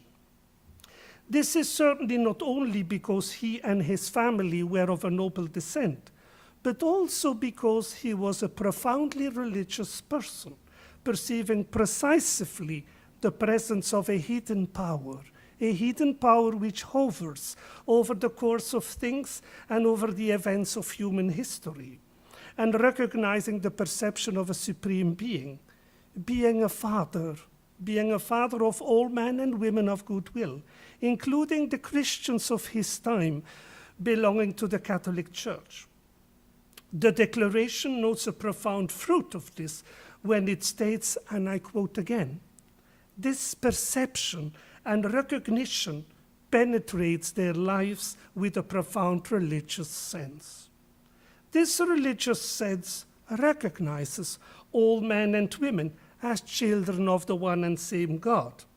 This understanding implies how the Church, in the understanding of her own essence, may never be closed upon herself, that is, may never be closed upon her own children, but that she is always called to have a deep bond with non-Catholics and even non-Christians. The dogmatic constitution on the Church of the same Second Vatican Council, La Lumen Gentium, says in the following magnificent words: finally, those who have not yet received the gospel are related in various ways to the people of God. But the plan of salvation also includes those who acknowledge the Creator.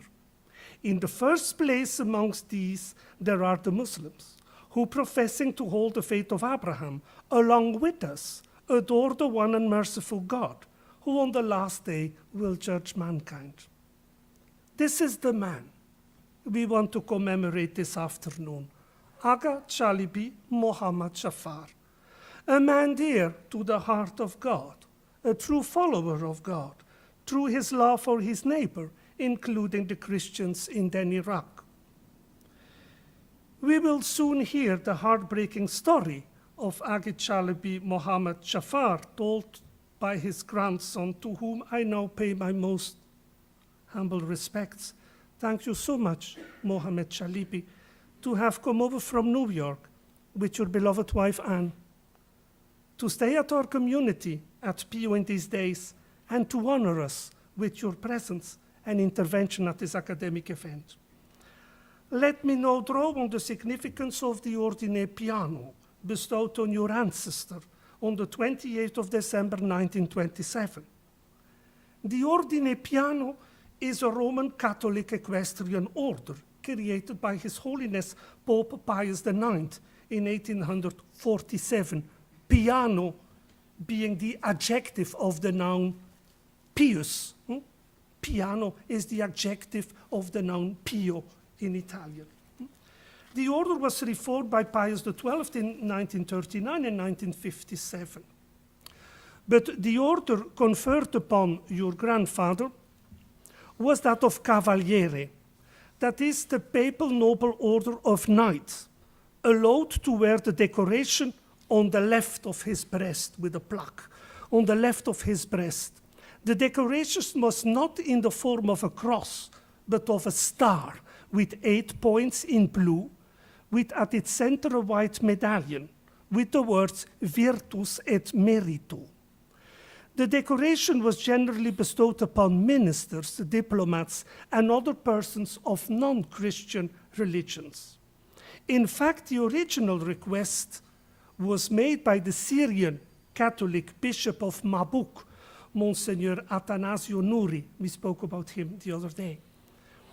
By Monsignor Nouri, and that demand was also supported by the apostolic delegate in Syria, Monsignor Giannini, Frediano Giannini, and by the then Cardinal Prefect of the Congregation for the Oriental Church, Cardinal Luigi Sincero, back in 1927.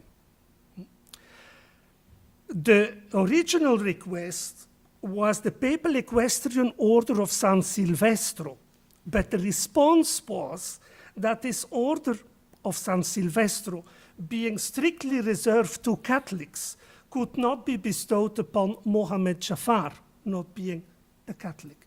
Instead, the papal knighthood of the Ordine Piano was retained as perfectly suitable and of the same importance as the Order of San Silvestro. The order conferred upon the recipient personal nobility.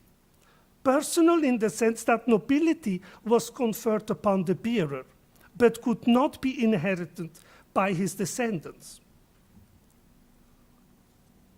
There is, however, a request also signed by Monsignor Nouri, the Syrian Catholic Bishop of Mabuk, and also supported by Cardinal Sincero, the prefect of the Congregation for the Eastern Church, to pass on all the privileges and effects of the Ordine Piano to the son of Aga Chalibi Mohammed Jafar, that is then his 29-year-old son, Aga Mohammed Salem, your uncle, as we discussed about it the other day.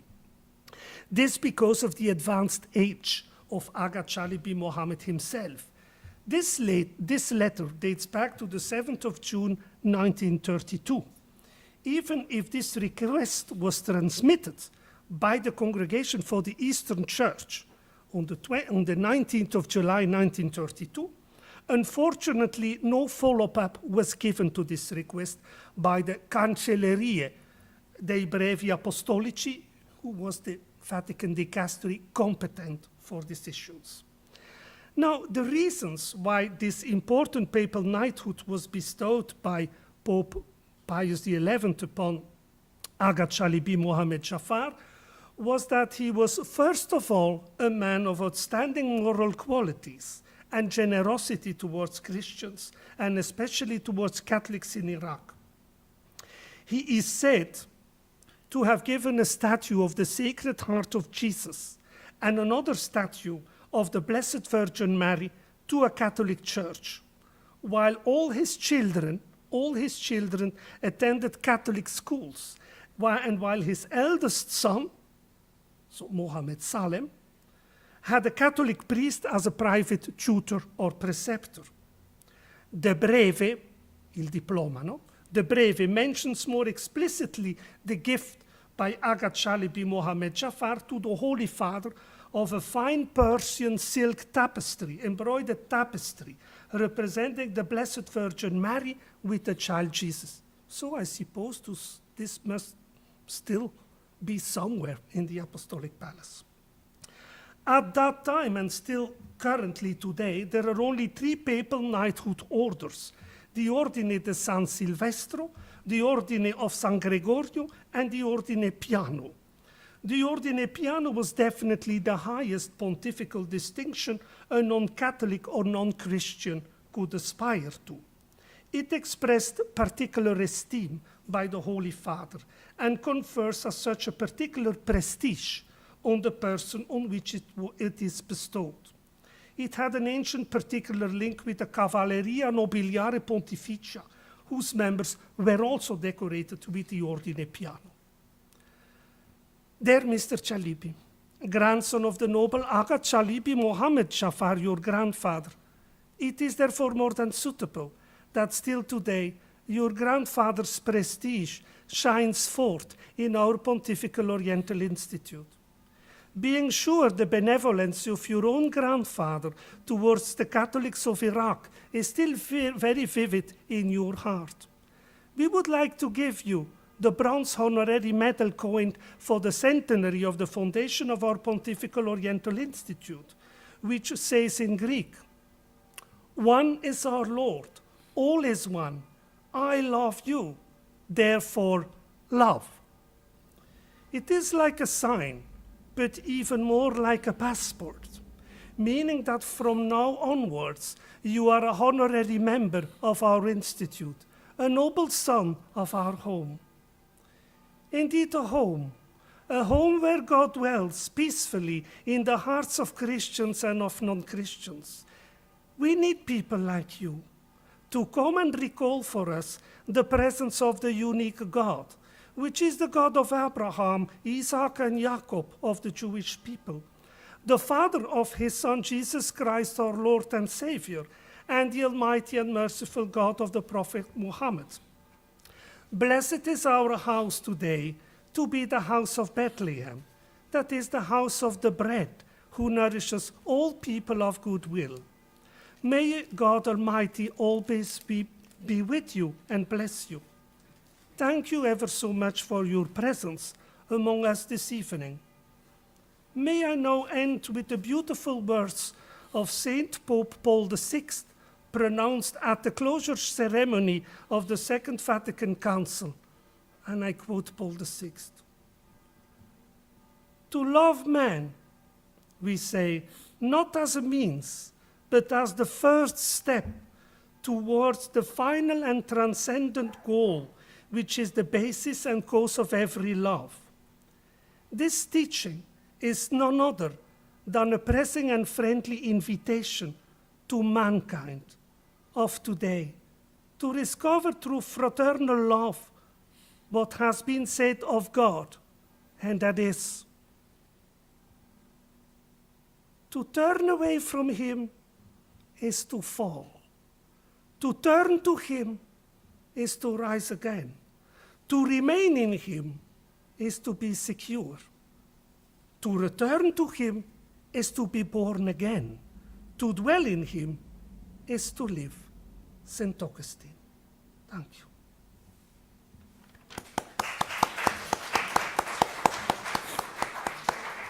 Thank you very much for this introduction and explanation. Now I ask Father Rector to deliver this Pope honorific title.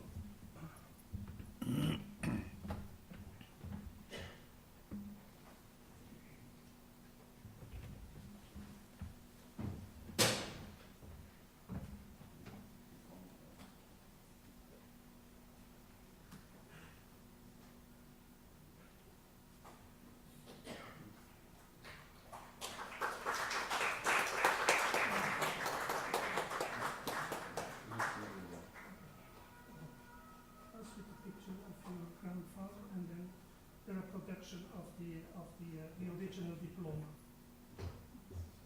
And behind this, you have some other letters of the archives that were reproduced for you. The original demands by the Bishop of Mahuk, of the Syrian Catholic Bishop, to the Congregation of the Oriental Churches to grant this papal knighthood to your grandfather. And this is a copy of the original text. And this is, of course, the honorary medal of the centenary of our institute. That makes of you a son of our home, of our house, of our institute.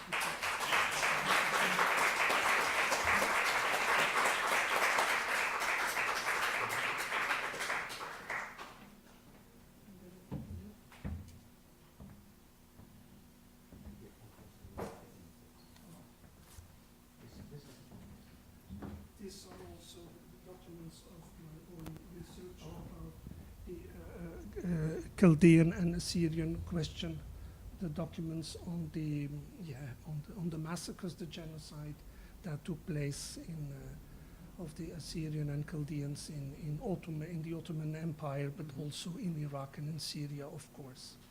That is a collection of the archive documents. Now I would like to invite Mr. Mohammed Shalib to say some words. You can take place.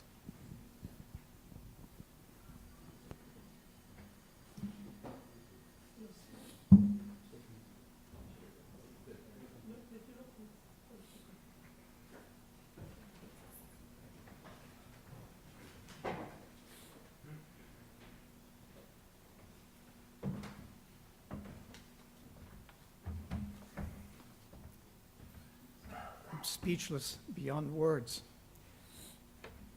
I was hoping to find a small piece of Kleenex here. I am so thankful to all of you, to Father David, to Father George. Ladies and gentlemen, good afternoon to you. My name is Mohammed Chalabi. I was born in Baghdad to Iraqi parents in 1955.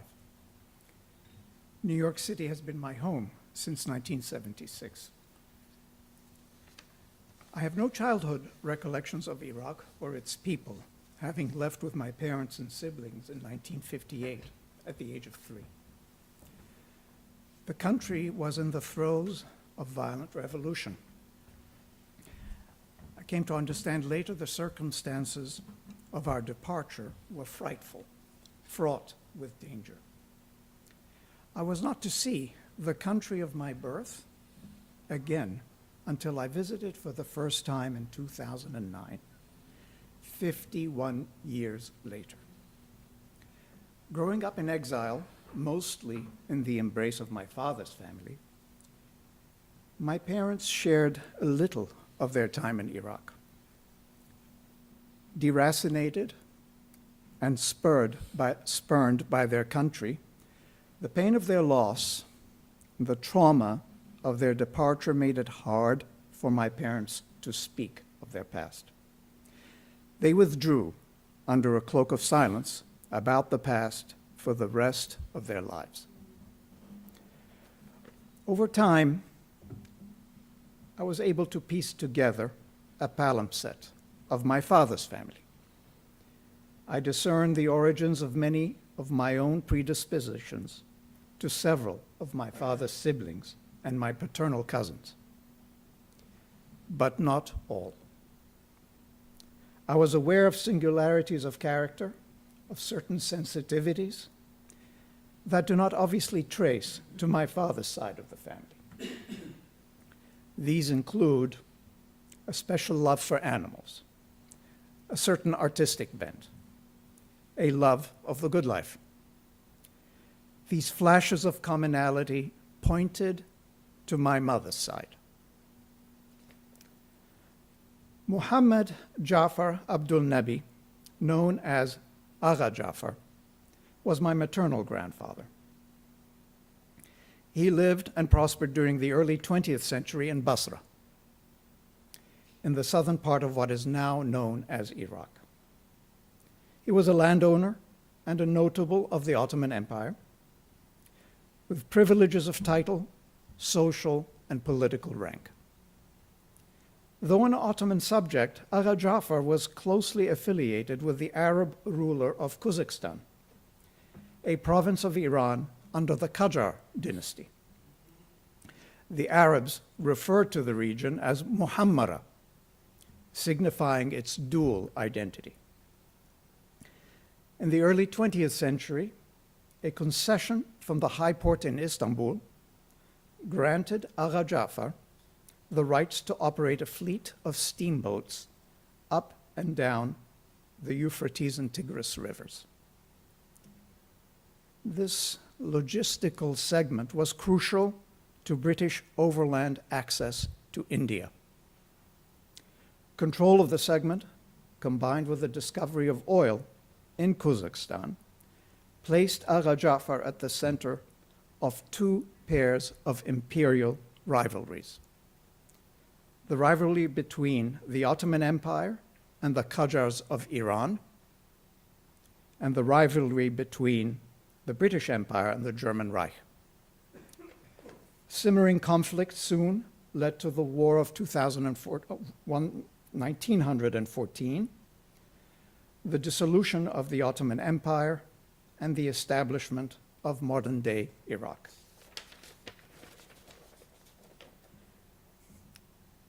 Engaging as this period of early 20th century history is, my curiosity about my grandfather emanates from an entirely different source. It was his philanthropy, specifically charity to Christian communities, that drew my attention. Perhaps the same charity that recommended him to His Holiness Pope Pius XI. Well into adulthood, I began gathering pieces of information about him and my mother that were unusual and unique. They sparked more questions than satisfied curiosities. How did it come about for my mother, the daughter of Muslim parents, to be born in Harissa, a Christian mountaintop village and the site of a major pilgrimage destination to the shrine dedicated to Our Lady of Lebanon? After all, her father maintained villas in 4 major Levantine cities, including Beirut. What was it about her upbringing that, in trying times, caused her to seek solace in the pews of the local church? What motivated Agha Jafar to build a church in Syria at his own expense, and some believe in Cyprus as well? Why the predilection to charity to Christians? I never met my grandfather. He died in 1937. I understand he was a practicing Muslim. Deflecting criticism from his own community, family lore has him stating, quote, "These people are poor and in need of a place to worship. I believe in helping all people in need, unquote. The unspoken postscript being, regardless of creed. I don't know the answers to these questions. I likely may never know. There's hardly anyone still alive that can give a first-hand account. But I know what I would like to believe, that my grandfather, like my mother, like myself, believe in acceptance of people of every persuasion, that our common humanity implies a duty of care beyond one's immediate community. Indeed, one can go further than acceptance and care. One can aspire to love. Much has been written about the emptying of Iraq's non-Muslim communities. The spiritual and cultural life of the country is diminished without them. I like to think my grandfather's example is a hopeful sign that things need not always be as they are today.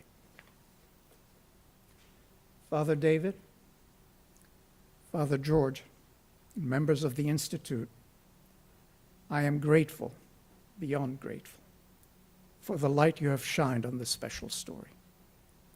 Without it, the story would have remained submerged under ever-deepening layers of history.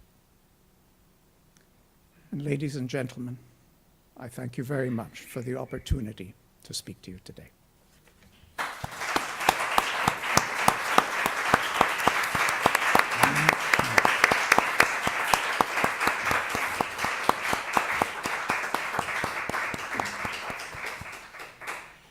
Thank you very much. It was really nice to have you among us these days, and I hope now when you receive all these documents, we will have you more frequently here among us. So you are most welcome here, and find yourself among us very welcome. Thank you very much. I would like also to again to thank Professor Tölle for his annual Donohue lecture, and with this we can conclude our annual lecture, and thank you very much for your presence among us. Thank you very much.